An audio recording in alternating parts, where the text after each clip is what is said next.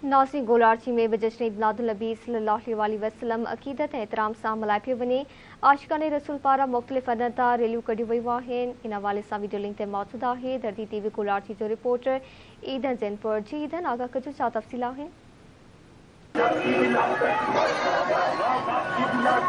पूरी दुनिया जियां कड़ी असन शहर में भी जश्न ईद मिलाद नबी सल्लल्लाहु अलैहि वसल्लम के सिलसिले में जेका सो गड़ी असन जी जामिया मस्जिद का एक जुलूस कढियो वियो। जुलूस में शिरका सां ॻाल्हि ॿोल कंदासूं त उन्हनि जो हिन सिलसिले में वधीक छा चवणु आहे।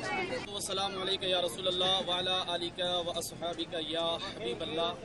अल्हम्दुलिल्लाह अज़्ज़ व जल बिलख़ुसूस तमाम जेके ही असांजा दोस्त आशिक़ान रसूल जे गॾु थिया आहिनि सरकार दो आलम सल्लल्लाहु अलैहि वसल्लम जंहिंजे विलादत जी ख़ुशी में ही अॼोको जेको ॾिहाड़ो आहे असांजे लाइ ईद जो ॾिहाड़ो आहे। जो अल्लाह पाक जल्ल जलालहू क़ुरान मजीद जे अंदरि बि इरशाद फरमायो आहे, जॾहिं तव्हांखे ख़ुशी मिले या तव्हांजे मथां अल्लाह जो जॾहिं फज़ुल थिए तव्हां ख़ुशीअ जो इज़हार कयो। तमाम आलम इस्लाम वारनि खे मां जश्न आमद रसूल सल्लल्लाहु तआला अलैहि वसल्लम जूं मुबारकबाद पेश कयां थो।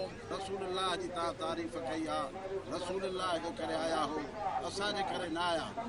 इहा तव्हां असां सभिनी खे जेका मुबारक आहे।